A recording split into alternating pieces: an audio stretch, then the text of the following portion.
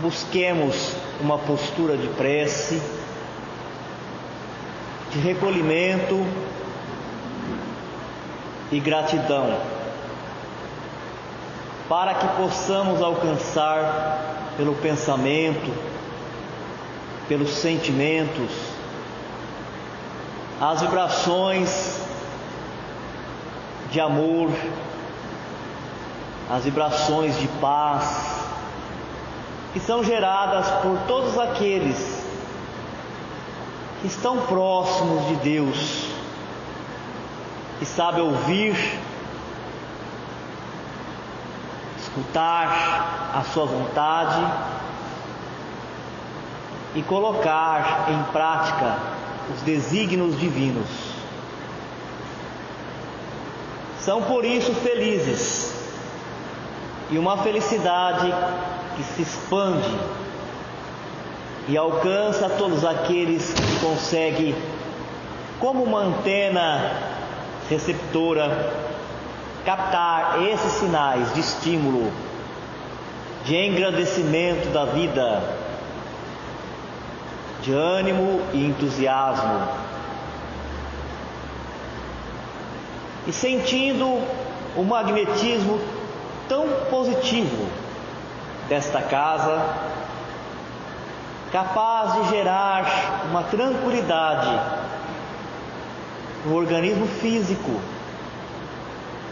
criar ambientação para a aproximação das entidades superiores, que nos traz a inspiração, fazendo buscar no espírito do texto da palavra, no Evangelho de nosso Senhor Jesus,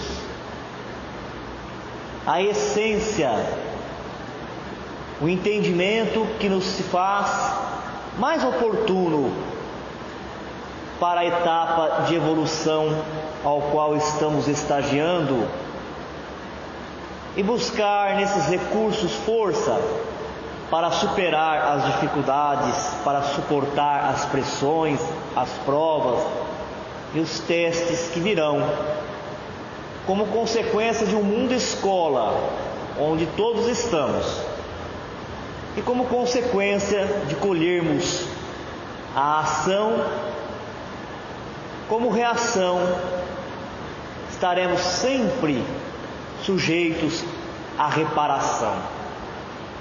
Que esta então venha através de trabalho, o trabalho mental, de raciocinar, de buscar nos argumentos sempre consistentes da doutrina dos Espíritos, os porquês, as causas daquilo que nos acontece, transformando também o nosso mundo íntimo numa moradia decorada, com conforto, para que mesmo quando só, sintamos-nos à vontade e bem acompanhados.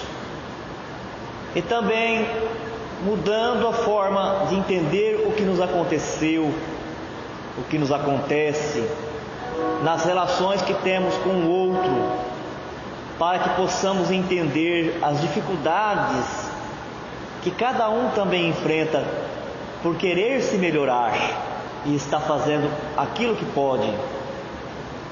Assim então vamos alcançando o equilíbrio da tolerância, do respeitar as diferenças, para que um dia lá na frente saibamos amar a todos indistintamente. Que essa casa nos abrace nesse instante, na presença dos seus dirigentes, dos seus trabalhadores espirituais, e que, se de alguma sorte tivermos algo para doar, que seja aproveitado em benefício dos que sofrem, promovendo o alívio do corpo físico, do corpo moral, auxiliando ao despertar da consciência para enxergar o socorro, o auxílio que Deus não deixa a ninguém faltar. Senhor Jesus, Mestre amado, guia infalível nós confiamos em Ti, Senhor, e Te pedimos proteção, amparo para esse trabalho de estudo e no seguimento o trabalho de comunicação com as entidades, com os espíritos necessitados e sofredores. Que seja uma noite abençoada como todas as outras são, e que ao retornar para os nossos lares estejamos preenchidos. Alguma coisa possamos levar para a nossa vida e multiplicar as bênçãos das energias com os nossos familiares, amigos, todos que nos rodeiam. Que a paz seja nesta casa, que a paz seja no coração de cada um. Boa noite a todos. Nós estamos, como já dissemos na outra quarta-feira, finalizando o livro 3, parte 2, que é Ensinos e Parábolas de Jesus. E este roteiro, o roteiro 2, ele faz parte da série que nós iniciamos quarta-feira passada, chamada Fatos Extraordinários. No primeiro roteiro nós vimos a ressurreição de Lázaro. E agora nós vamos ver o fenômeno, da multiplicação de pães e de peixes. E por uma coincidência, o estudo que nós tivemos ontem na terça-feira também foi sobre os milagres e os fenômenos. E nós espírita, nós sabemos que o milagre, como algumas religiões ou como algumas pessoas pensam, não existe. O milagre como uma derrogação da lei, como uma desobediência da lei. Mas existe, se a gente entender o milagre como uma coisa fabulosa, maravilhosa, uma coisa assim fantástica, um prodígio, que esteja dentro da natureza, algo que um dia, com o desenvolvimento da inteligência, da capacidade de desenvolver tecnologia, e a ciência vai avançando, o homem vai conseguindo, tanto o homem terreno como o homem espiritual, na medida que a mente dele também se estratifica, as possibilidades ela aumenta, ele vai conseguir entender. E aí nós estávamos falando ontem no estudo que a Terezinha de Oliveira, que foi uma grande espírita, trabalhadora de Campinas, ela consegue falar uma coisa que a gente nunca ouviu. A gente entendia, mas nunca ouviu alguém na hora de falar disso explicar. Fica muito fácil, Então ela diz assim: Deus, nem Deus que é o Criador, ele derroga as coisas da natureza, porque ele criou leis para ordenar todos os eventos da natureza, tudo que acontece, todas as sequências dela. Pode ser uma coisa pequena, o germinar de uma semente, pode ser a reunião de almas para constituir uma família, pode ser a harmonia dos astros. Em tudo está a lei que Deus criou. E como Deus é perfeito, Ele cria as leis perfeitas. Então essas leis são perfeitas, elas não precisam ser derrogadas. Olha que coisa. Quer dizer, a gente já entendia isso, mas na hora de falar a gente não conseguia buscar alguma maneira de falar isso, e a Terezinha nos traz isso no livro dela, que é um livro de estudo, Introdução à Doutrina Espírita. E isso tem muito a ver com esses dois fatos que nós vimos quarta-feira passada, a ressurreição de Lázaro, e hoje a doutrina espírita traz uma explicação plausível.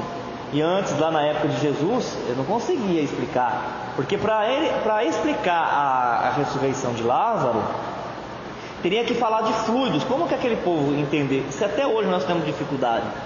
Teria que falar de corpo perispiritual. Mal eles sabiam da existência da alma, sabiam da imortalidade, mas não sabia como isso se processava direito, para onde que os espíritos iam, como que eles viviam na pátria espiritual. E não que nós saibamos também perfeitamente hoje, mas nós temos mais condição. É natural que daqui 500 anos quem tiver encarnado na Terra vai conseguir dominar com mais facilidade o assunto.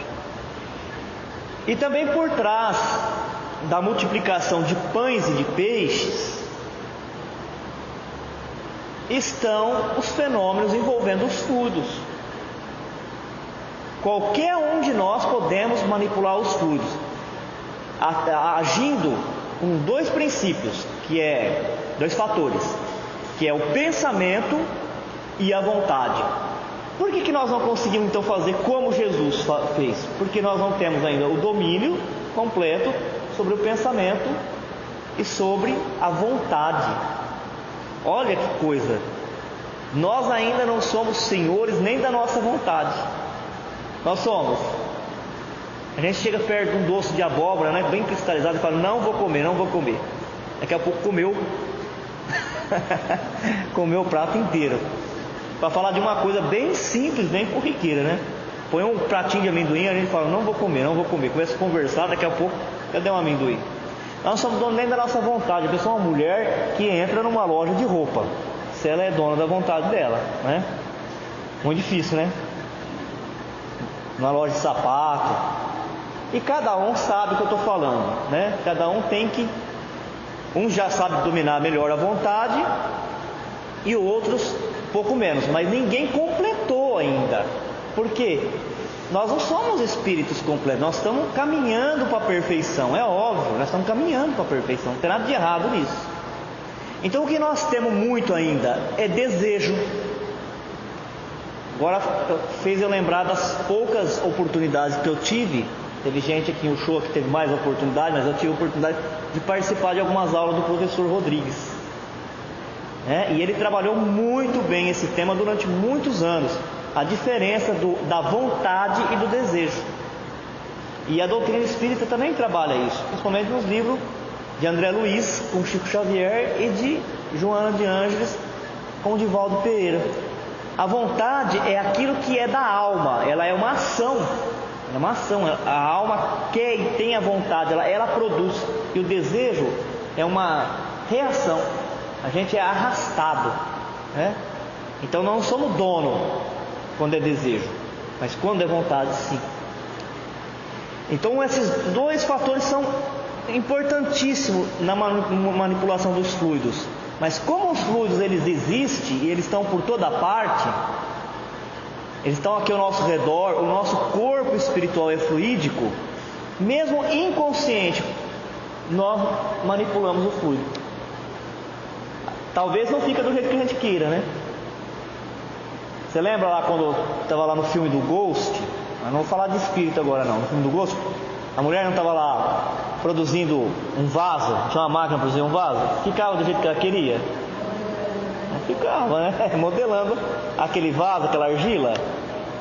Então, quando nós sabemos da existência do fluido e quando nós treinamos, nós disciplinamos a nossa vontade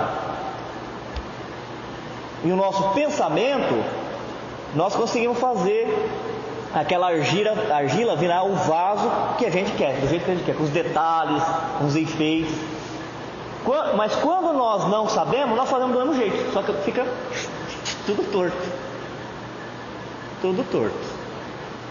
Então, por trás desse chamado milagre está uma mente sobre-humana, uma mente poderosa do super-homem.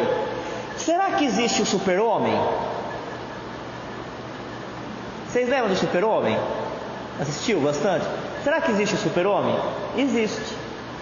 É Jesus, o super-homem.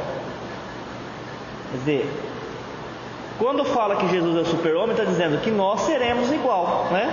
Nós somos homens, né, de humanidade, e caminhando pela encarnação nós vamos ser o super-homem. Então a mente de Jesus era uma mente super, que sabia mexer com esse caldo fluídico e transformar isso em algo que sustenta, que alimenta, algo produtivo. E os outros espíritos, o mais avançado vai fazendo algo melhor, o outro vai fazendo algo mais desastroso, mas todos fazemos. E a prova que todos fazemos é o umbral, né? O tão temido umbral. Se a gente não tomar cuidado, a gente começa a tratar o umbral como sendo o inferno das outras escolas religiosas da qual nós não pertencemos mais. Umbral é uma casa, é um espaço, é uma habitação, é um lugar também de Deus, porque Deus está presente. Onde está presente Deus? Então Ele está lá no umbral também, né? Ah, eu não quero ir no umbral. Mas se passar por um umbral, Deus está lá também. Ele está em tudo. Se Ele está em tudo, Ele está lá também. Mas o que é um umbral? Senão a criação inconsciente de todos nós sobre esse fluido que está próximo da Terra. Qual é o tipo de pensamento que a humanidade tem preponderante? Qual que é? Só podia dar no que deu, né? Tem alguns livros falando assim que o umbral está desaparecendo. O umbral é essa camada fluídica mais próxima da Terra. A mentalidade humana melhorou? Não. No conjunto, não. O sentimento melhorou? De amor, de solidariedade, de respeito? Não. Então tem umbral aí. Porque ele é o espelho daquilo que a gente pensa e daquilo que a gente sente. Então, todo fenômeno de efeito físico, e a gente está batendo bem nisso no início, porque isso é um fenômeno de efeito físico, ele está embasado nisso. O pensamento e a vontade agindo sobre o fluido. Se no padrão, na bagagem mental do espírito, tem algo belo, harmônico, e ele tem uma vontade disciplinada, ele consegue fazer a vontade dele se materializar através do fluido, que é aproveitado para as coisas belas, bonitas e maravilhosas. E se tem uma faixa de pensamento constante na negatividade, produz também, só que produz esses borrões, né? Igual um artista que sabe produzir um quadro muito belo, que encanta, e o outro que consegue pegar a tinta, só jogar na tela e fazer um borrão. É a mesma tinta, não é? Pode culpar a tinta? Se alguém pegar uma tela e não souber pintar, pegar a tinta ali, jogar na tela e formar um borrão, aí ele vai querer consertar, igual eu nas aulas de educação artística. Começava errando, queria corrigir, ficava mais errado ainda, né? Aí vem o outro artista, usa a mesma tinta e faz uma coisa belíssima. Culpado é a tinta? Não é a tinta, é a mesma coisa. O fluido é de Deus, sempre é Deus se expandindo, Deus produzindo o fluido, e cada um de nós pegando e fazendo o que nós já sabemos fazer com ele. Então aqui na parábola da multiplicação de pães e peixes, tem alguns autores que falam que é só um sentido alegórico. Traz aqui o peixe e o pão como o símbolo de um alimento espiritual apenas. Mas como, segundo o que a gente leu aqui, estudou nesse roteiro, os 4 evangelistas falaram da multiplicação do pão e do peixe, em 2 situações, uma em Betsaida e outra perto de Magdá, é possível sim que tenha havido a multiplicação mesmo dos pães e dos peixes. Além de trazer então um sentido espiritual, também traz um sentido daquilo que acontece. Eu mesmo não tive a oportunidade de participar de nenhum, mas alguns espíritas tiveram oportunidade de participar de trabalho de materialização. Às vezes, participei sim, só vi uma médium fazer materialização. Assim, ela fez a materialização de objetos, mas de espírito não. Mas tem grupos até hoje que fazem o trabalho de materialização de espíritos, de espírito. Então, assim como os médiuns hoje fazem o trabalho de materialização, o que precisa acontecer, para haver a materialização? Se for de objeto, espíritos que sejam capazes de plasmar, manipular os fluidos, e que tenha médiuns doador do ectoplasma, não é? E se for a materialização de espírito, tem que ser um espírito que vai condensar o seu perispírito e vai usar o ectoplasma dos médiuns para se tornar tangível, visível, conversar, tocar e ser tocado. São esses fatores. E nessa ocasião aqui, quem que era médium? Quem que eram os médiuns? Jesus, e olha só a confirmação do texto, e todos os 12 apóstolos de Jesus eram médiuns. Os 12. Então o fenômeno se assenta sobre a mediunidade do próprio Jesus, né? Que era médium de Deus, e dos 12 apóstolos que tinha mediunidade, e se confirma no momento da Pentecoste, porque no Pentecoste, para quem gosta de falar que o Espiritismo não está na Bíblia, no Pentecoste os apóstolos do Cristo incorporaram as entidades. Os Espíritos incorporaram nele e falaram com aquela multidão. Vocês lembram disso? Vocês não estavam lá? Não! Era uma multidão de gente, porque aquela região lá, ela é uma região de transição. Tem viajante vindo de um país para o outro, do outro, para negociar, fazer mercado, comércio. Então tinha gente, como deve ter até hoje, né? De todas as nacionalidades daquela região, falando as diversas línguas, né? O aramaico, o hebraico, o grego, o latim, todos. E no Pentecoste os Espíritos, usando a psicofonia dos apóstolos de Jesus, falou. E cada um falava numa língua que o viajante ali, o ouvinte, pudesse entender. Essa mediunidade o Chico Xavier também tinha. Escreveu em aramaico, aquela língua, uma língua primitiva, da qual o grupo ali familiar de Jesus usava. O que faz a gente, cada vez mais que a gente vive, né?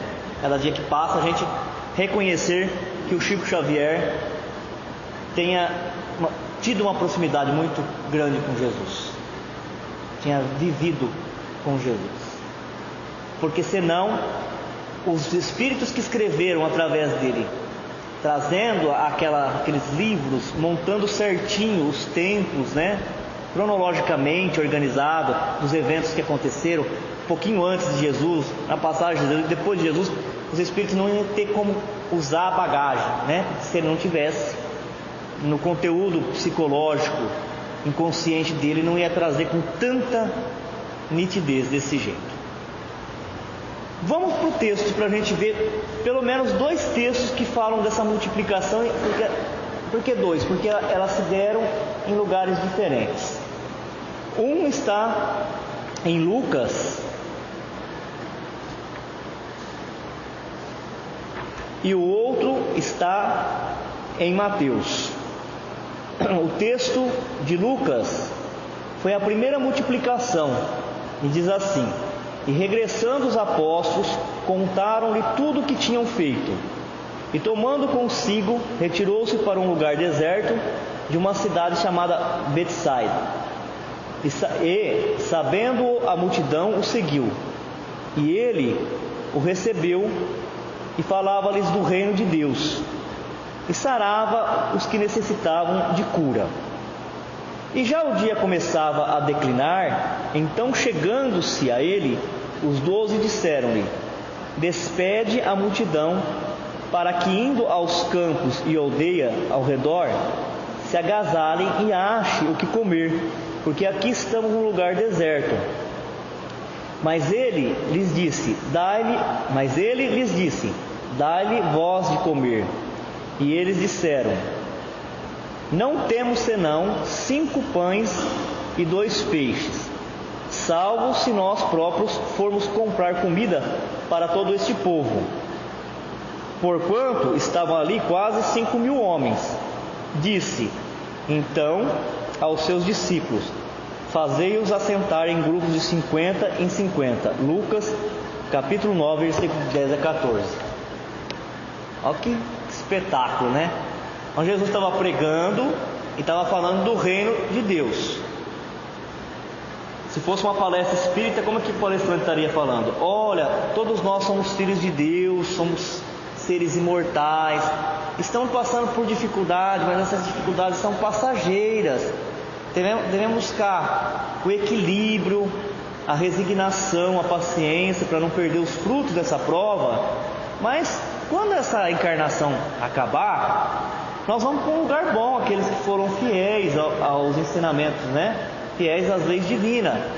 E também aqueles que conseguirem vencer nessa encarnação, terá a oportunidade de reencarnar numa situação melhor. Estaria falando disso, consolando, dando esperança.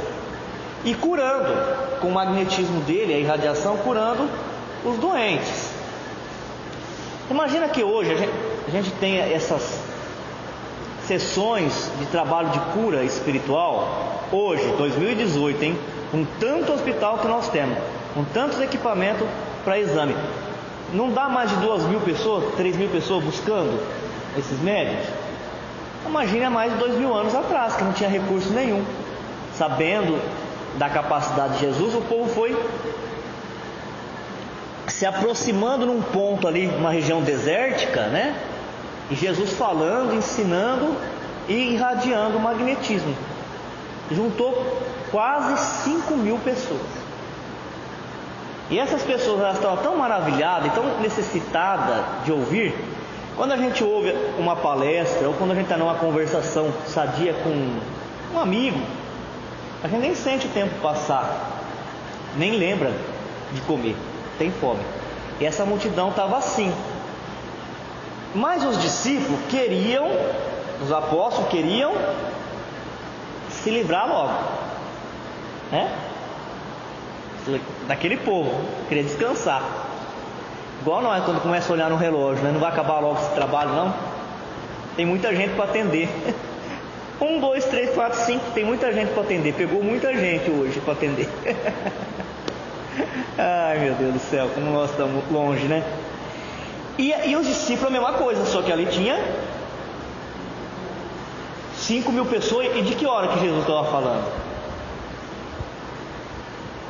E eles preocupados, porque como que nós vamos dar alguma coisa para esse povo, né? Alimentar todos. Então os discípulos já trouxeram uma solução de se livrar.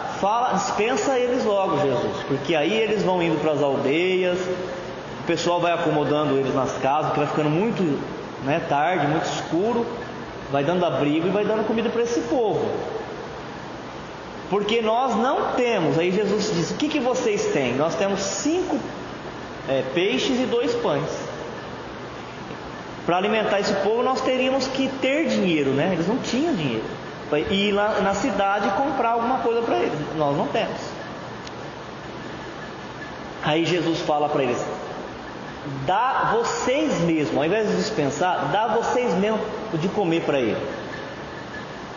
O que ele estava falando para nós? Que às vezes a gente fica apavorado, e a gente fica mesmo, quando vê alguém chegando e a gente fala: eu não tenho nada para dar para essa pessoa, e ela vai me pedir alguma coisa, parece que a gente adivinha.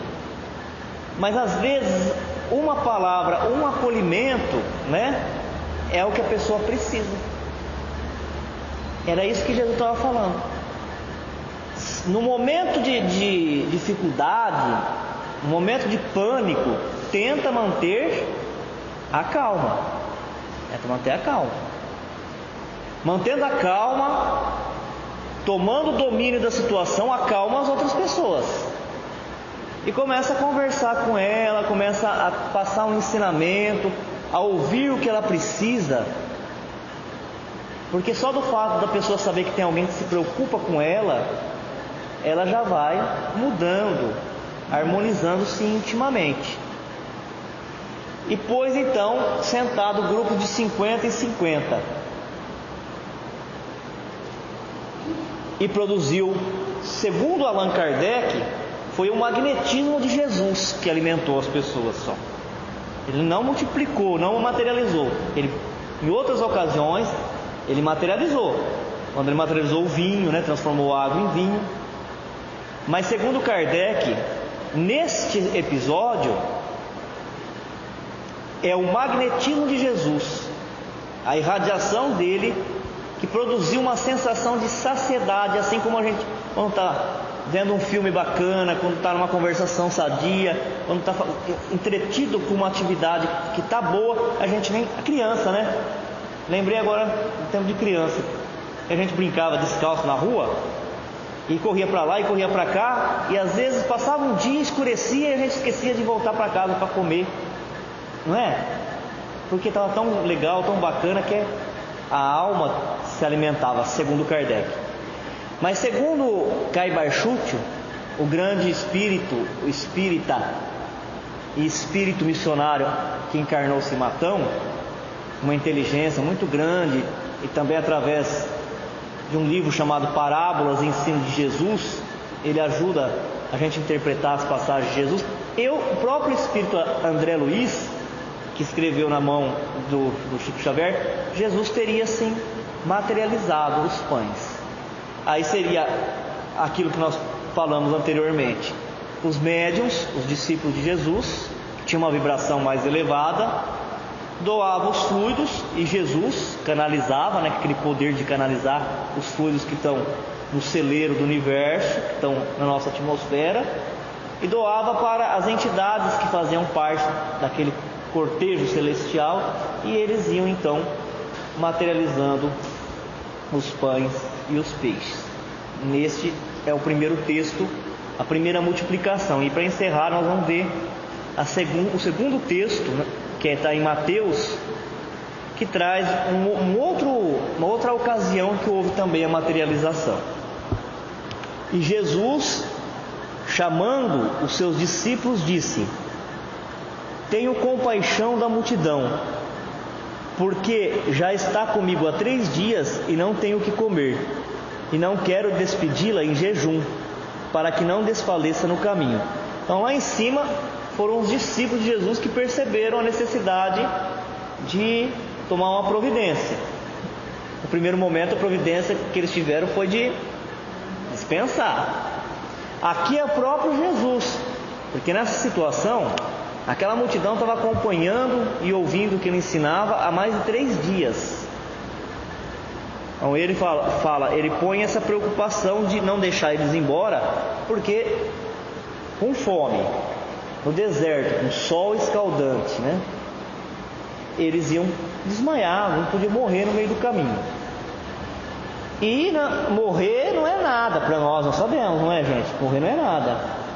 Se morrer, todo mundo morre.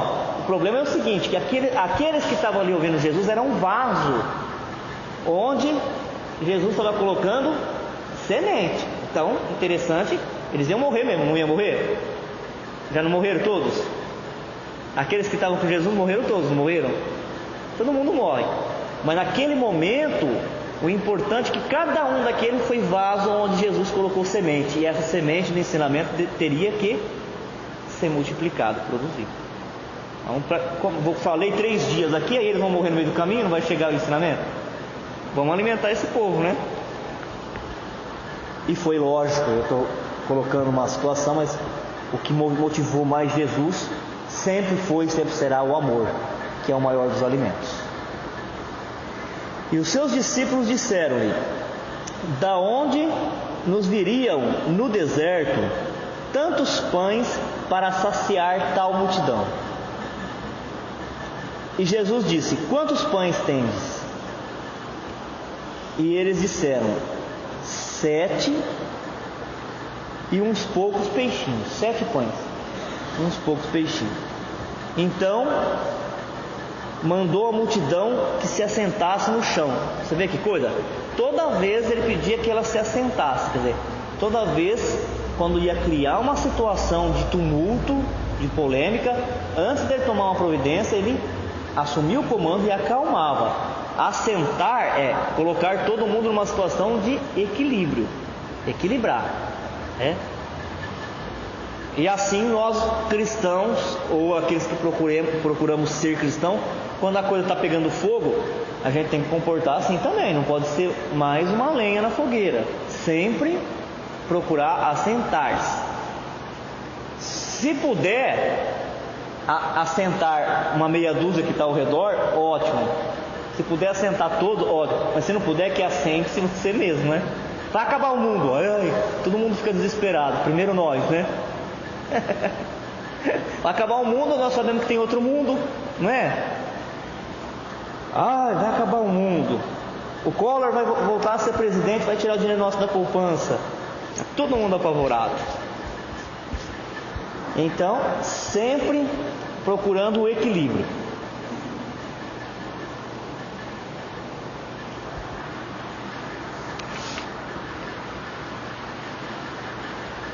No texto de Lucas, os apóstolos revelam preocupação com a quantidade de pessoas para alimentar.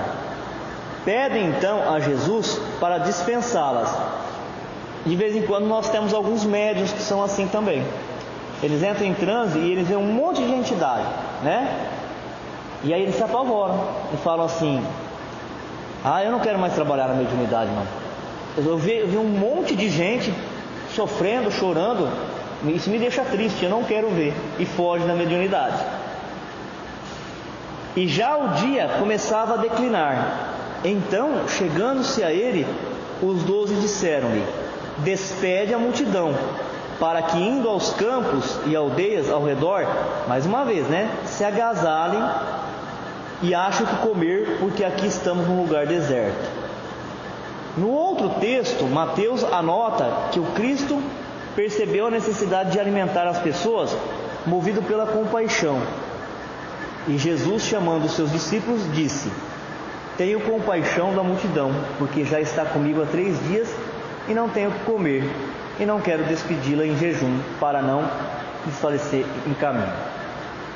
Então aqui foi percebido por Jesus alguém com fome, alguém necessitado, né? Esse alguém com fome pode ser entendido com alguém, pode ser um encarnado ou um desencarnado, que está precisando de alguma coisa, que está sofrendo porque está precisando de alguma coisa. Então, ao invés da gente querer nos livrar da dificuldade, nós deveremos ter uma postura sempre de amparar aqueles que sofrem e aqueles que estão em privação.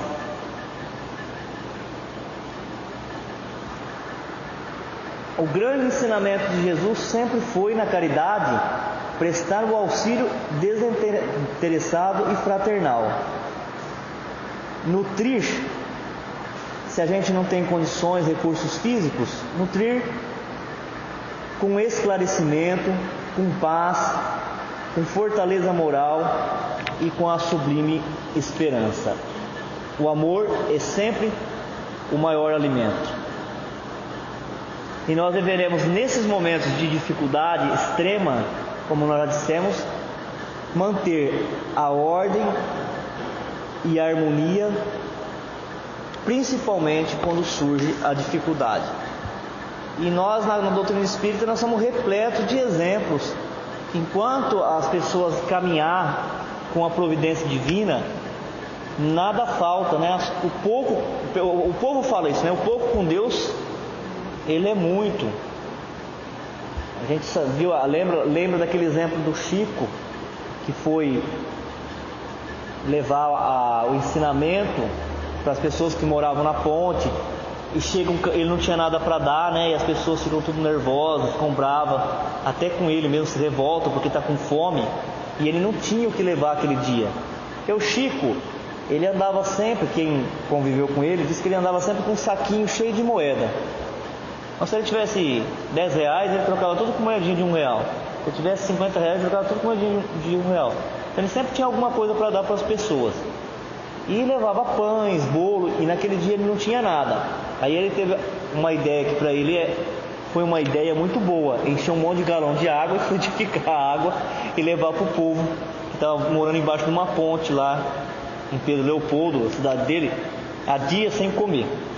Quando ele chegou lá, o povo ficou apavorado, porque tinha na visita dele a esperança de ter pelo menos uma refeição.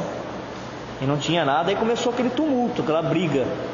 Um falava, outro xingava o Chico, e aí uma pessoa lá, entre eles, subiu numa pedra e começou a defender: não podemos fazer isso, né?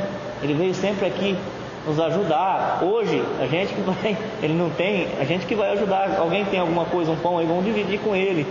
Aquela conversa vai e vem, chega um caminhão numa estrada de terra no deserto, que não passava ninguém, e um entregador fala: eu vim entregar um caminhão de cesta básica. E o Chico fala: mas quem é que entregou? Que pediu para entregar? Eu não sei quem pediu, é um senhor, foi descrevendo, né? Um senhor de barba branca, assim. E aí que o Chico conseguiu identificar que era o espírito de Bezerra de Menezes, que tinha feito tudo, né, providenciado para chegar para ele. Assim como aconteceu com Bezerra, quando foi estudar, também um suposto estudante foi tomar aula com ele e pagou adiantado, nunca mais apareceu. Hoje nós sabemos que era um espírito, né, que se materializou. E aí a pessoa fala: mas isso aconteceu com o Chico, aconteceu com o Bezerra. Não, aconteceu com a gente também, muitas vezes. É que nós não soubemos identificar que naquele momento de grande dificuldade era a presença de Deus, dos anjos, que pôs alguém no nosso caminho, né? E nós conseguimos vencer aquela dificuldade, mesmo as dificuldades materiais, sempre. Que aquele que caminhar com Jesus, com os ensinos de Jesus, jamais aquilo que é essencial para a sua vida, jamais faltará. Pode não ter o supérfluo, né? Mas o essencial nunca falta. E essa fé, que é a fidelidade às coisas de Deus, a gente tem que treinar, tem que desenvolver.